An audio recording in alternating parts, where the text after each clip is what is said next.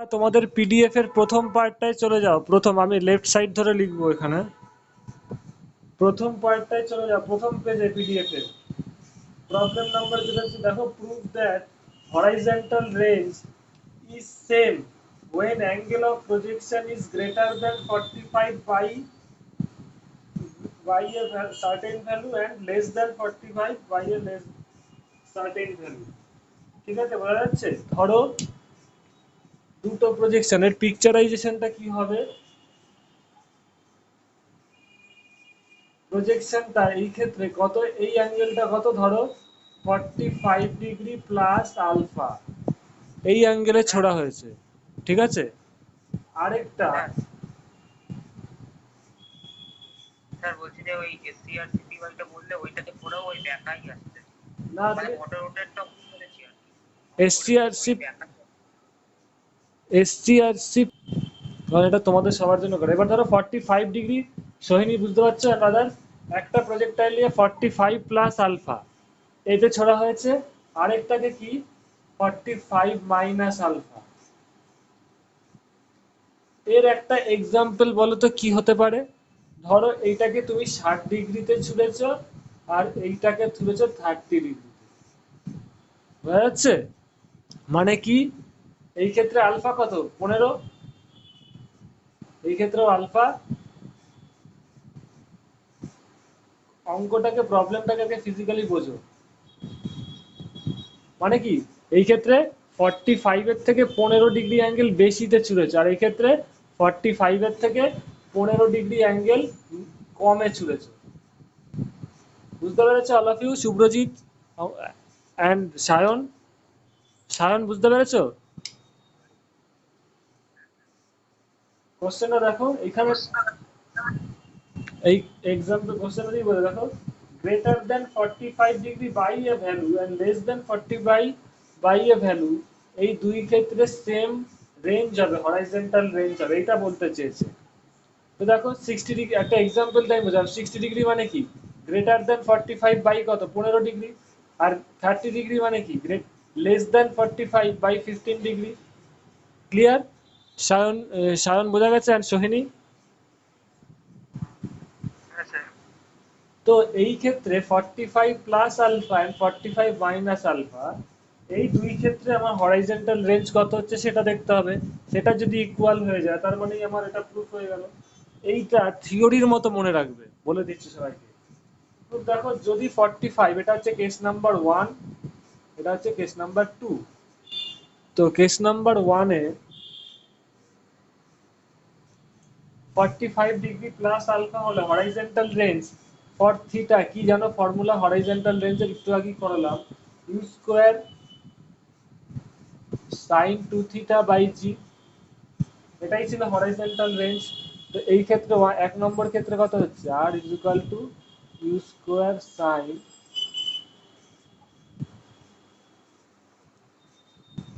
Theta মানে কত, 45 plus alpha by G, U square by G. এটাকে যদি ঢুকিয়ে দাও টুটাকে, তাহলে কি হবে, sine 90 plus 2 alpha, sine 90 plus 2 alpha. এইটা কোন কোয়াড্রেন্টে পড়ছে, সেকেন্ড কোয়াড্রেন্ট, এটা বুঝে নাও। এখানে সিম্পল ট্রিগোনোমেট্রি আছে এখানে, আর কিছু না। 90 প্লাস 2 আলফা মানে এই কোয়াড্রেন্টে পড়ছে। সবাই জানো এইখানে অল আর পজিটিভ, 9-10 এ পড়েছো, এটা জানো তো, অল সাইন 10 কস, এই ফর্মুলাটা সবাই জানো তো, yes or no? First first কোয়াড্রেন্টে অল আর পজিটিভ, সেকেন্ড কোয়াড্রেন্টে শুধু সাইন ইজ পজিটিভ, তাই তো? থার্ডে 10, ফোর্থে কস। এটা কোন কোয়াড্রেন্টে বলছে, 90 প্লাস 2 আলফা মানে সাইন, তাহলে এটা কি পজিটিভই হবে। So this equals to you square by g sine 2 alpha. Understand all of you? Sorry, এক second, just a minute. Sine 90 plus 2 alpha হলে কি হবে, না কস 2 আলফা হয়ে যায়, তাই তো? এটা জানো। কিন্তু এখানে কি আছে, point to be noted, sine 90 দিয়ে হচ্ছে, অপারেটরটা সাইন। তো এইখানে পজিটিভ হবে না মাইনাস হবে সেটা কার উপর ডিপেন্ড করবে? সাইন অপারেটরটার উপর। ইয়েস অর নো, তাই তো? তো হ্যাঁ স্যার। তো হোয়াট হ্যাঁ স্যার। তো what will be the answer? অপারেটরটা সাইন 90, তার মানে এর ভ্যালুটা পজিটিভ আসবে। আর সাইন 90 প্লাস 2 আলফা হলে কি হয়? দ্যাট ইজ কস হয়ে যায়। তো cos 2 alpha. So R equal to you square by g cos 2 alpha. এবার প্লাসটা আমি মুছে দিলাম। আন্ডারস্ট্যান্ড? সবাই বুঝতে পেরেছে সোহিনী? আর এবার আমি সেকেন্ড কেস, এটা হলো ওয়ান কেস, এবার সেকেন্ড কেসটা বলছি। সেকেন্ড কেসে কি 45 মাইনাস আলফা, তাহলে এই ক্ষেত্রে রেঞ্জ আর ড্যাশ যদি হয় তাহলে কত হবে? U square by g sine 2 থিটার জায়গায় কি লিখবো?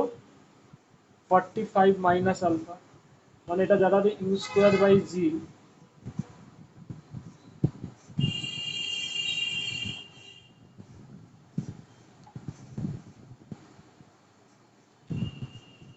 Sign 90 minus 2 alpha. এবার সাইন 90 মাইনাস 2 আলফা মানে সবাই জানো সাইন 90 মাইনাস থিটা মানে কি? Cos theta. তো সাইন 90 মাইনাস 2 আলফা মানে কি? Cos 2 alpha.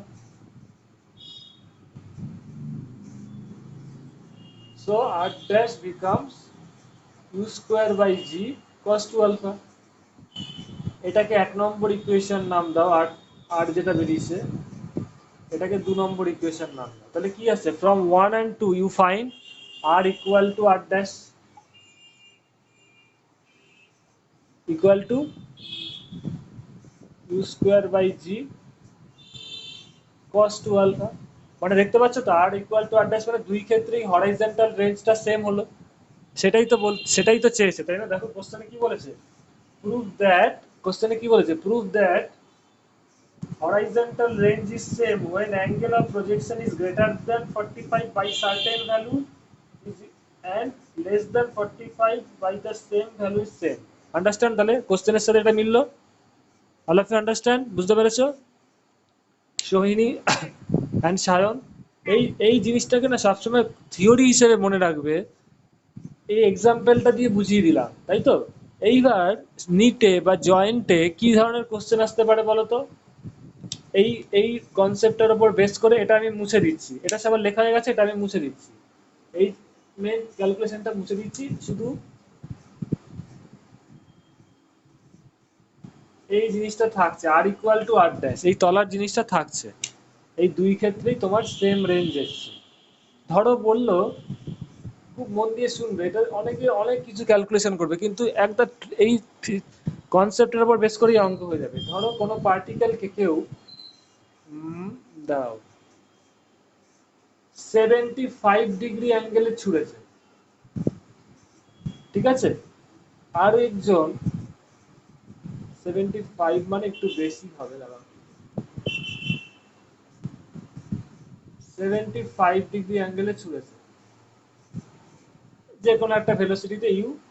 আরেকজন 15 ডিগ্রি অ্যাঙ্গেলে ছুঁড়েছে সেম ভেলোসিটিতে ইউতে। Understand all of you? Yes or no? Sohini and others সবাই বুঝতে পারছো তো? প্রথম কেসটা কি? প্রথম ক্ষেত্রে ধরো এক রোমান 1 দিলাম, এটা আমি মুছে দিলাম, এটা তো হয়ে গেছে। 75 ডিগ্রি অ্যাঙ্গেলে ছোড়া হয়েছে, আরেকটায় 15 ডিগ্রি অ্যাঙ্গেলে ছোড়া হয়েছে। প্রথম ক্ষেত্রে দেখা যাচ্ছে ও যেই ডিস্টেন্সটা ট্রাভেল করলো সেই ডিস্টেন্সটা হচ্ছে 100 মিটার। দেখো কোশ্চেনে কিচ্ছু বলে দেয়নি, শুধু বলেছে দুই ক্ষেত্রে সেম ভেলোসিটি ইউ, এই ইউ এর ভ্যালুও বলে দেয়নি, শুধু বলে দিয়েছে ওদের অ্যাঙ্গেলটা। প্রথম ক্ষেত্রে 75 আর পরের ক্ষেত্রে 15 ডিগ্রি। প্রথম ক্ষেত্রে যদি হরাইজন্টালি ও বলটা যেখানে ড্রপ খেলো,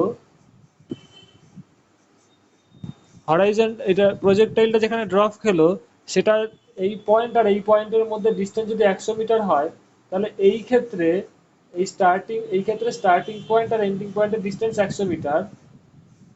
তাহলে এই ক্ষেত্রে স্টার্টিং অ্যান্ড এন্ডিং পয়েন্টের মধ্যে ডিস্টেন্স কত হবে? S dash and d dash কত হবে সোহিনী?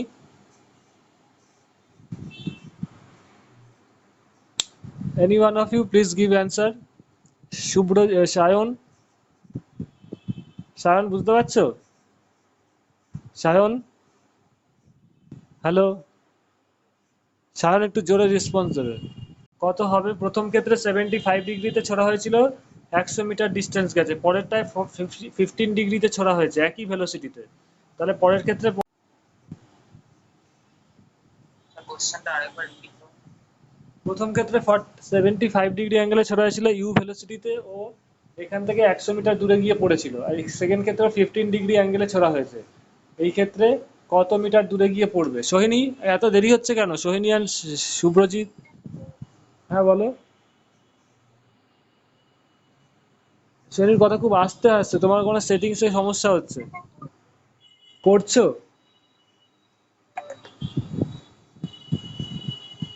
ইসে সায়ন, সায়ন, সায়নের কোনো রেসপন্স পাচ্ছি না। কত হবে? সিম্পল, এত ভাবার কি আছে? সোহিনীর কথাটা না আমি বুঝতে পারছি না। Sohini, what is your answer? কিছু দিলে না দিলে না, আমি তো বুঝতে পারলাম না অ্যান্সারটা। হ্যালো, ওকে দেখো, সিম্পল, এই লজিকেই তো আটকে আছে, এই লজিকেই তো অঙ্কটা আছে। 75 ডিগ্রি মানে কত? 45 + 30। এটাকে আমি এখানে না লিখে, কারণ রেকর্ডিং যখন হবে তখন সেটা বোঝা যাবে না। 75 মানে কত? 40 + 5 + 30। এটাকে থিওরি হিসাবে মনে রাখতে বলেছিলাম আমি।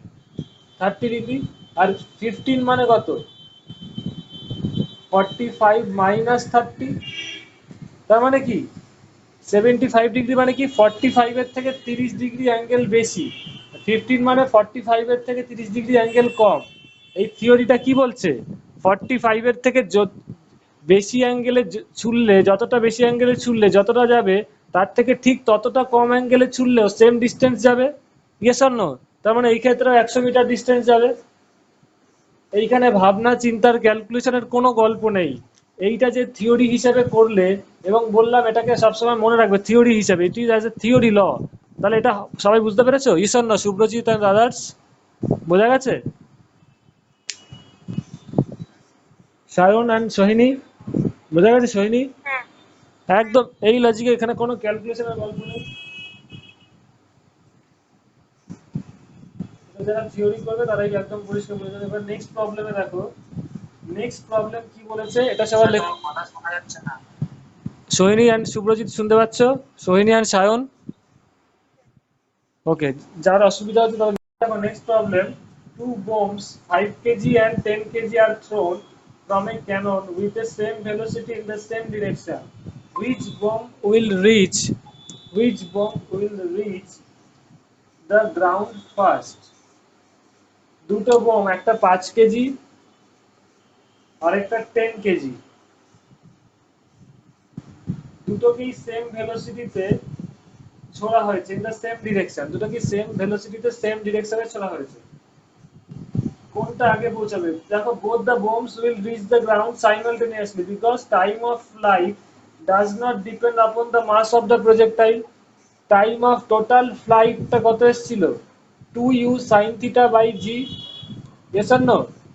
তাই তো? দুটোই কি বলেছে? সেম ডিরেকশনে ছোড়া হয়েছে, মানে দুটোর ক্ষেত্রেই কি থিটাটা সেম। সেম ডিরেকশন মানে কি? সেম অ্যাঙ্গেলে ছোড়া হয়েছে। দুটোরই সেম ভেলোসিটিতে সেম ডিরেকশন, মানে থিটাটা সেম। সেম ভেলোসিটি মানে ইউ সেম, আর জি তো সেম। তার মানে কি দুটোই সেম টিএফ, মানে টোটাল জার্নিটা এখান থেকে স্টার্ট করে এখানে, যে টোটাল জার্নি টিএফ, তার মানে this in both the cases will be same. কারণ এখানে মাসের ওপর ডিপেন্ডই করছে না, পরিষ্কার এখানে কোনো মাস বলে কিছু আছে নেই। সো দুটোই সেম টাইমে পৌঁছাবে। তারপরে কি বলেছে? If the bombs are thrown in the same direction with different velocity.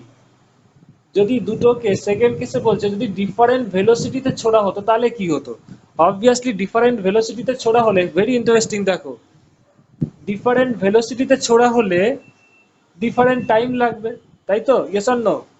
বুঝতে পারছো সবাই? এইখানে একটা কনফিউজিং জিনিস হবে, এটা যখন অ্যানালিসিস করব তখন। সোহিনী, সোহিনী অ্যান্ড সায়ন, বোঝা যাচ্ছে? তার মানে ডিফারেন্ট ভেলোসিটিতে যদি ছড়ি তাহলে ডিফারেন্ট টাইম হবে, কারণটা কি? ইউটা ডিফারেন্ট হয়ে যাবে, তাই তো?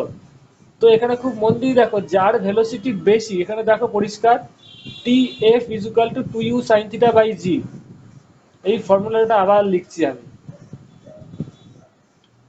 তো যার ইউ বেশি হবে তার ইএফটাও বেশি হবে না, মানে যাকে বেশি ভেলোসিটিতে ছুটবে তার বেশিক্ষণ টাইম লাগবে যেতে, বুঝতে পারছো? Yes or no? Sohini and other, Sayan and Shubhrajit, দেখো যার ভেলোসিটি বেশি তার বেশিক্ষণ টাইম লাগবে। যখন দেখো টিএফ ইজুকাল টু এই ফর্মুলা, তো যার ধরো একটা 5 মিটার পার সেকেন্ড, সব এক অ্যাঙ্গেলেই রাখলে, থিটা অ্যাঙ্গেলই আছে, একটাকে 5 মিটার পার সেকেন্ড বেগে ছুটলে, আরেকটাকে 20 মিটার পার সেকেন্ড বেগে ছুটলে, তো কার ইউ বেশি? এই ক্ষেত্রে ইউ বেশি, তো যার ইউ বেশি তার টিএফও বেশি হবে। Understand all of you? বোঝা যাচ্ছে? বুঝতে পেরেছো? এটা এই এক্সপ্রেশন থেকেই বোঝা যাচ্ছে। তো যাকে বেশি ভেলোসিটিতে ছুটবে তার বেশি টাইম লাগবে এখানে রিচ হতে, বোঝা যাচ্ছে? বোঝা যাচ্ছে all of you? Understand? Sohini and Sayan and Shubhrajit? Sir বলছি তার মানে এখানে যার ভেলোসিটিটা বেশি হবে এরকম মানে কি বলে রেঞ্জটা ম্যাক্সিমাম মিনিমাম কোনো ব্যাপার নেই। আমি রেঞ্জে যাব কেন? আমার এখানে রেঞ্জে যাচ্ছি কেন? রেঞ্জ তো আলাদা, রেঞ্জের ফর্মুলা দিয়ে বসিয়ে দেখবে। আমার এখানে টাইমটা চেয়েছে, রেঞ্জ তো চাইনি। তোমাকে চেয়েছে কতক্ষণ টাইম লাগবে, তো যার ভেলোসিটি বেশি পরিষ্কার টাইম অফ ফ্লাইট, কতক্ষণ জার্নিটা হবে, জার্নির টাইমটা এইটার এক্সপ্রেশন।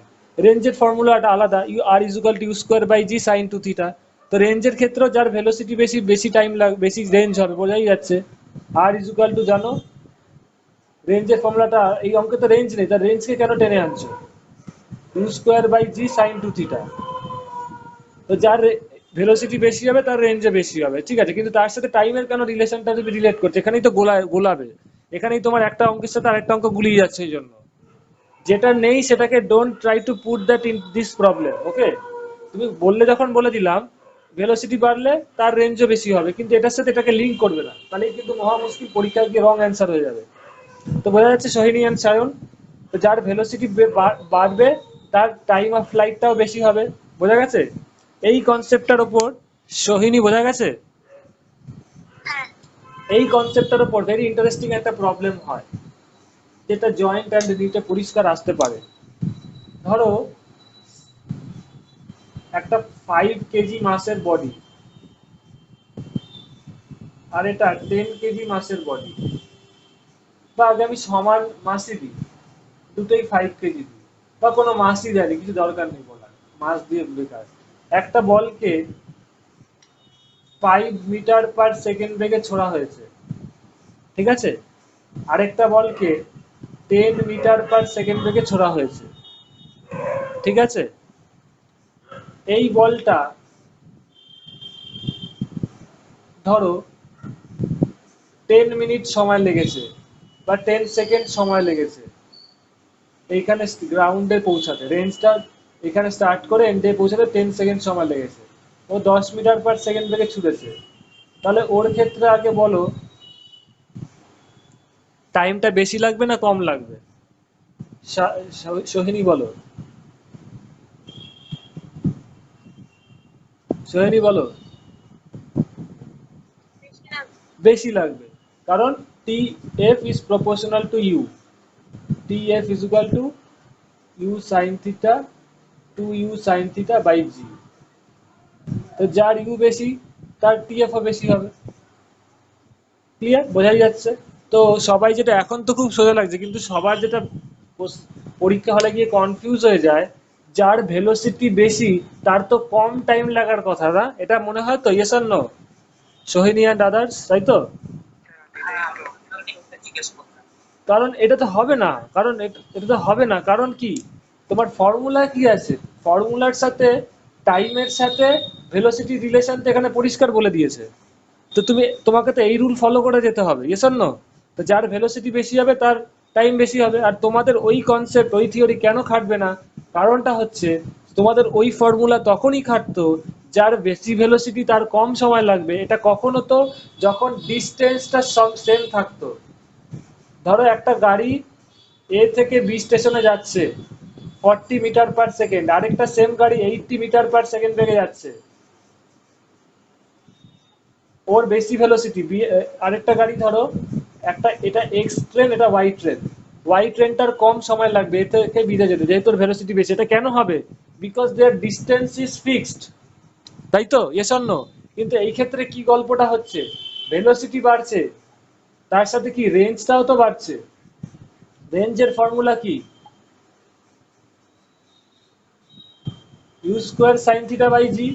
Yes or no? বুঝতে পারছো সোহেনিয়ান সায়ন? হ্যাঁ। তার ফলে কি হচ্ছে, রেঞ্জ ডিস্টেন্সটাও বেড়ে যাচ্ছে। এবং পয়েন্ট টু বি নোটেড, একটু খুব মন দিয়ে দেখো, একটু অ্যানালিসিস করো কেসটাকে। টাইমটা ভেলোসিটির উপর কিভাবে ডিপেন্ড করছে দেখো, ইউ এর সাথে। আর রেঞ্জটা কিভাবে ভ্যারি করছে, রেঞ্জটা কিন্তু ইউ স্কোয়ারের সাথে প্রপোর্শনাল। বুঝতে পারছো? মানে খুব মন দিয়ে দেখো একটা জিনিস, ডিস্টেন্সের সাথে ভেলোসিটির রিলেশনটা দেখো। মানে ডিস্টেন্স মানে রেঞ্জ, ভেলোসিটি যদি বেড়ে যায়, পয়েন্ট টু মিনিট একটা খুব ইজি এক্সাম্পল দিয়ে দেখো। ধরো ওর ইনিশিয়াল ভেলোসিটি ছিল 5 মিটার/সেকেন্ড, তাহলে ওর ডিস্টেন্স কতটা ট্রাভেল করছে, ধরো সেই ডিস্টেন্সটা হচ্ছে ফর এক্সাম্পল 20 মিটার।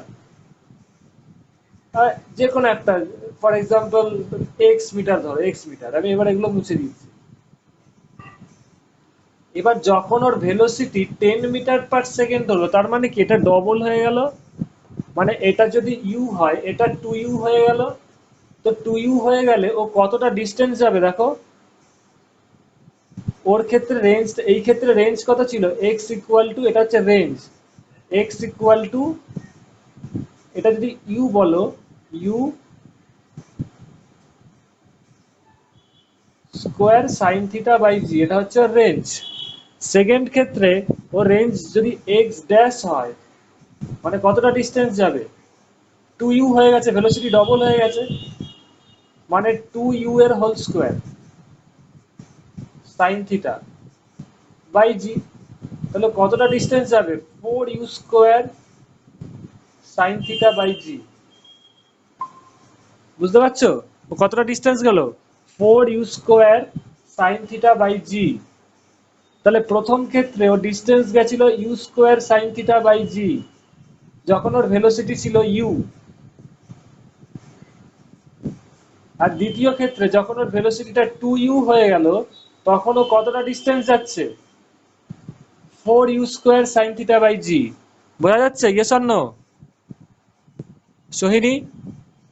তার মানে হ্যাঁ। এটা হচ্ছে এক্স ড্যাশ, তাহলে এখানে দেখো u square sine theta by g, এই ভ্যালুটা এখানে বসিয়ে দাও, তাহলে এক্স ড্যাশ ইকুয়াল টু কি হবে, 4x, তাই তো? Yes or no? তো দেখো এই ক্ষেত্রে ওর ডিস্টেন্স কতটা ট্রাভেল করছে, যখন ওর ভেলোসিটি ডবল হচ্ছে, এই ক্ষেত্রে ওর ভেলোসিটি কত হচ্ছে, 2 টাইমস হচ্ছে ডাবল, আর ডিস্টেন্স কত হচ্ছে, 4 টাইমস হচ্ছে। Yes or no? দেখো x dash is equal to 4x, আর ভেলোসিটি কত হচ্ছে, ইউ, 2u হয়েছে। এটাকে যদি ইউ ড্যাশ বলো, মানে নতুন ভেলোসিটি, এক্ষেত্রে ডবল হয়েছে। তো দেখো এখানে u dash, when u dash equal to 2u, মানে যখন ভেলোসিটিটা ডবল হচ্ছে, ডিস্টেন্স ট্রাভেলটা 4 গুণ হয়ে যাচ্ছে। Yes or no Sohini? বোঝা গেছে? তোমাদের উত্তর পেয়ে গেছে নিশ্চয়ই, তাই তো? ওয়েন প্রজেক্টাইলের ক্ষেত্রে, when velocity becomes double,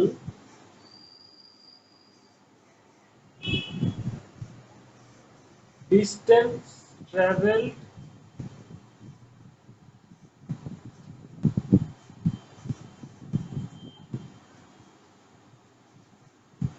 becomes 4 times.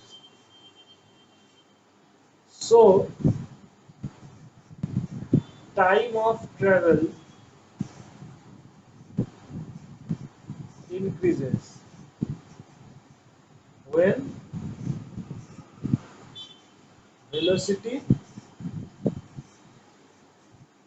increases.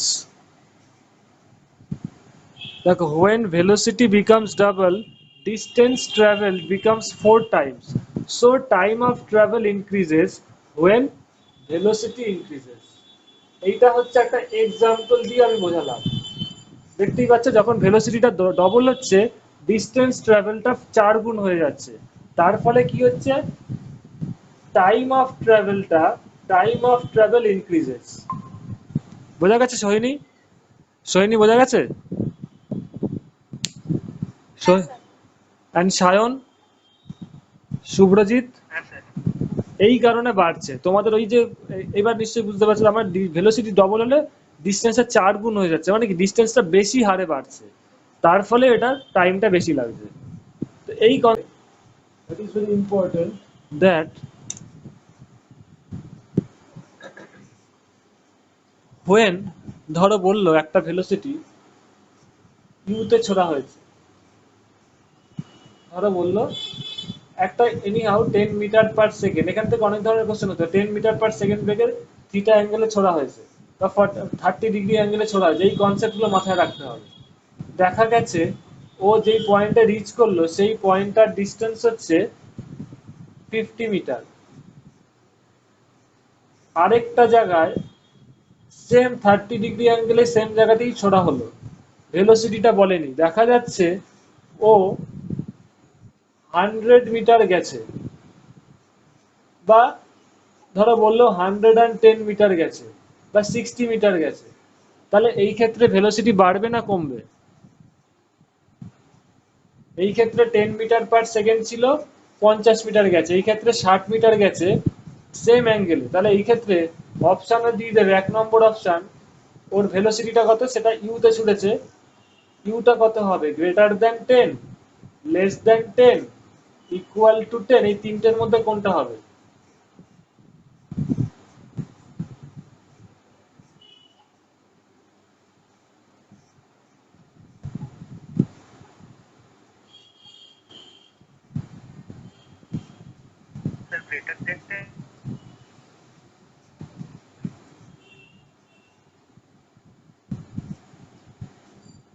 একজন বললো >10। আচ্ছা, এর মধ্যে আরেকটা কোশ্চেন আমি ঢুকিয়ে দিচ্ছি, এখানে ধরো সকাল 10টায় ছাড়া হয়েছিল, ও এখানে পৌঁছালো ধরো ফর এক্সাম্পল আমি বলছি এইটায় বলে দিলে >10। ওকে,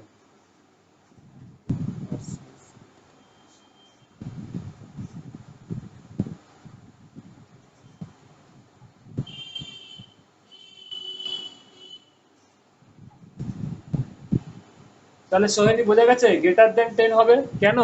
হরাইজন্টাল রেঞ্জের ফর্মুলা কি, u²/g sin2θ, তার মানে u²/g sin2θ, তার মানে অবভিয়াসলি এখানে ভেলোসিটিটা বেশি হতে হবে, তাহলেই না রেঞ্জটা বাড়বে, তাই তো? Yes or no? বোঝা গেছে? সেকেন্ড থিং, সেকেন্ড ইউতে ছুড়েছিল 10 মিটার পার সেকেন্ডে ছুড়েছে 30 ডিগ্রি অ্যাঙ্গেলে, আরেকটা ইউতে ছুড়েছে 30 ডিগ্রি অ্যাঙ্গেলে, ও এখানে সকাল 10টায় ছুড়েছে, এইখানে পৌঁছালো 10টা বেজে 30 সেকেন্ডে, ঠিক আছে, আর এই ক্ষেত্রে পৌঁছালো 10টা বেজে 20 সেকেন্ডে, ঠিক আছে? All of you understand? বোঝা যাচ্ছে? এইবার প্রথম কোশ্চেন, এটা তো 2 নম্বর সিচুয়েশন, এবার প্রথম কোশ্চেন, এটার যদি r1 হয় আর এটা r2, মানে প্রথম ক্ষেত্রে r1 আর দ্বিতীয় ক্ষেত্রে r2, রেঞ্জটা হচ্ছে r1, ডিস্টেন্সটা এক্ষেত্রে r2, r1 >r2 ক্ষেত্রে 10 মিটার পার সেকেন্ড ভেলোসিটিতে ছোড়া হয়েছিল, ও 10টা বেজে 30 সেকেন্ডে এখানে পৌঁছেছে, ঠিক আছে? এবার সেকেন্ড ক্ষেত্রে ইউ ভেলোসিটিতে ছুড়েছে একই, দুই ক্ষেত্রে একই অ্যাঙ্গেল 30 ডিগ্রি অ্যাঙ্গেল, দুই ক্ষেত্রেই 30 ডিগ্রি অ্যাঙ্গেলে ছুড়েছে, ও এখানে 10টা বেজে 20 সেকেন্ডে পৌঁছেছে, তাহলে প্রথম কোশ্চেনের উত্তর দাও, এই রেঞ্জটা কার বেশি হবে? আর সেকেন্ড কোশ্চেন এখানে দেখো, প্রথম ক্ষেত্রে রেঞ্জ ছিল r1, হরাইজন্টাল ডিসটেন্স এটা r2, তাহলে r1 >r2, r2 <r2, না r1 = r2। Second question, ভেলোসিটিটা Yuta 10 এর থেকে বেশি হবে, 1 নম্বর অপশন, এটা হচ্ছে A option, B option, C option, এই ক্ষেত্রে এ অপশন ইউটা >10, ইউটা <10, না সি u = 10? বুঝতে পারছো সবাই? এরকম ভেরি ইন্টারেস্টিং, এগুলো ক্যালকুলেশন, এগুলো এই ট্রিক্স, যেই থিওরিটা শেখালাম সেটার থেকেই কিন্তু এটা হয়ে যাবে। পয়েন্ট টু বি নোটেড, দেখো ও 10টায় ছেড়ে 10টা 30-এ ঢুকেছিল, এখানে পৌঁছেছিল। ওকেও এখানে 10টার সময় ছাড়া হয়েছে, ও পৌঁছেছে কটায়? 10টা বেজে 20 সেকেন্ডে, তাই তো? Yes or no? Sohini and দাদা, বুঝতে পারছো? হ্যাঁ তাহলে দেখো এই ক্ষেত্রে সময়টা কম লেগেছে, এই ক্ষেত্রে যদি TF1 টাইম লেগে থাকে, এই ক্ষেত্রে TF2 টাইম লেগেছে। তাহলে দেখতে পাচ্ছ TF2 is less than TF1। এই ক্ষেত্রে টাইমটা কম লেগেছে, 20 সেকেন্ড 30 সেকেন্ড। এবার TF, you know very well, TF is proportional to U because TF is equal to 2U sin theta by G. Understand all of you? তাই তো? তার মানে এটা বোঝা যাচ্ছে সেকেন্ড ক্ষেত্রে ভেলোসিটিটা কম হবে। Yes or no? Sohini and others, বুঝতে পেরেছো? তার মানে এই ক্ষেত্রে B option is the correct answer, u is less than 10। এইবার এইটা হয়ে গেলেই এটা পারবে।